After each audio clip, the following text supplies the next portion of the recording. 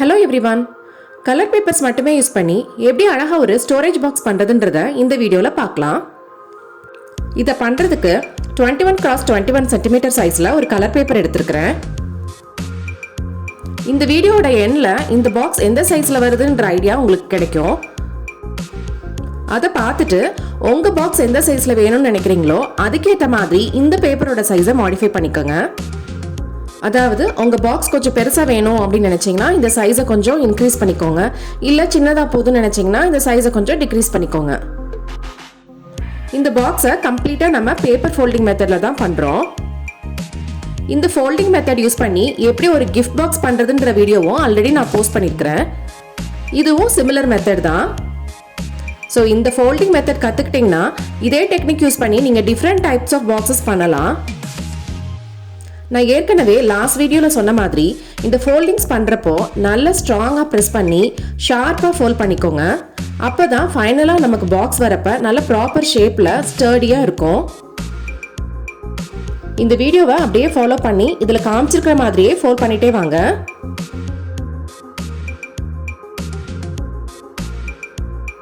இதை பண்ணுறது ரொம்ப ஈஸி. இதை பண்ண கற்றுக்கிட்டிங்கன்னா பர்த்டே மாதிரி ஒரு நல்ல அக்கேஷனுக்கு உங்கள் ஃப்ரெண்ட்ஸ்க்கு கிஃப்டாக கூட இதை கொடுக்கலாம். கண்டிப்பாக இது எல்லாருக்குமே பிடிக்கும், யூஸ்ஃபுல்லாகவும் இருக்கும்.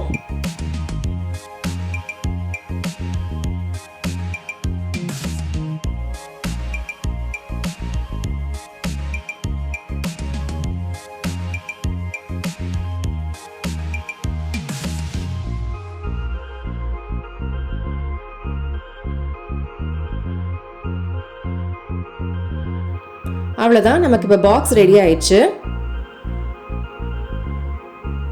அடுத்து இதை எப்படி டெக்கரேட் பண்ணுறதுன்னு பார்க்கலாம். இந்த பாக்ஸில் ஸ்மைலிஸ் இருக்கிற மாதிரி டெக்கரேட் பண்ண போகிறோம். அதுக்கு ஃபர்ஸ்ட் நான் பென்சிலில் ஸ்மைலி வரைஞ்சிக்கிறேன்.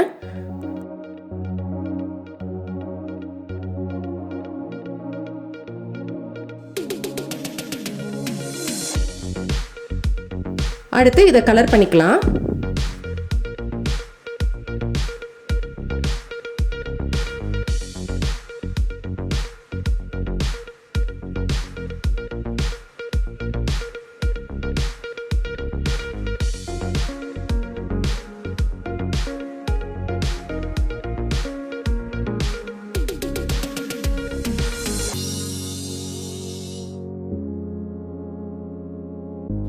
அடுத்து இதை நம்ம கட் பண்ணி எடுத்துடலாம். இப்போ இதெல்லாம் எடுத்து நம்ம பாக்ஸ்ல பேஸ்ட் பண்ணிடலாம்.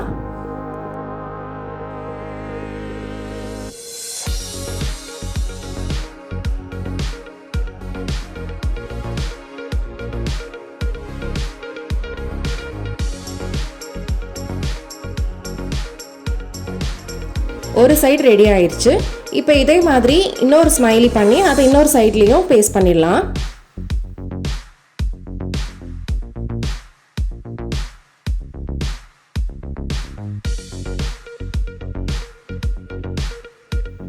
இப்போ அழகாக ஒரு பாக்ஸ் ரெடி பண்ணிட்டோம். இதே மாதிரி மொத்தம் 4 பாக்ஸ் செஞ்சு வச்சுக்கோங்க. இப்போ இந்த 4 பாக்ஸையும் ஒன்றா அட்டாச் பண்ணிட்டோம் அப்படின்னா 4 பார்ட்டிஷன் இருக்கிற மாதிரி ஒரு ஆர்கனைசர் பாக்ஸ் நமக்கு ரெடி ஆயிரும்.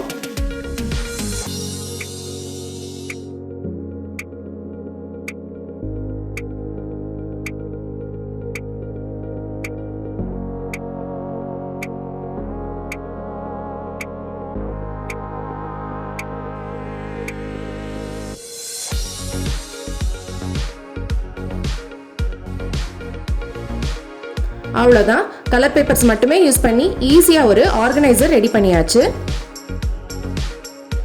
இந்த வீடியோ பிடிச்சிருந்தா லைக் பட்டனை கிளிக் பண்ணுங்க.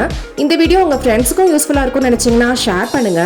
இந்த மாதிரி இன்னும் நிறைய வீடியோஸ் பார்க்கணும்னு ஆசைப்பட்டீங்கன்னா மறக்காம சப்ஸ்கிரைப் பட்டனை கிளிக் பண்ணுங்க. சீக்கிரமாவே இன்னொரு வீடியோ போஸ்ட் பண்றேன். தேங்க்யூ, பாய்.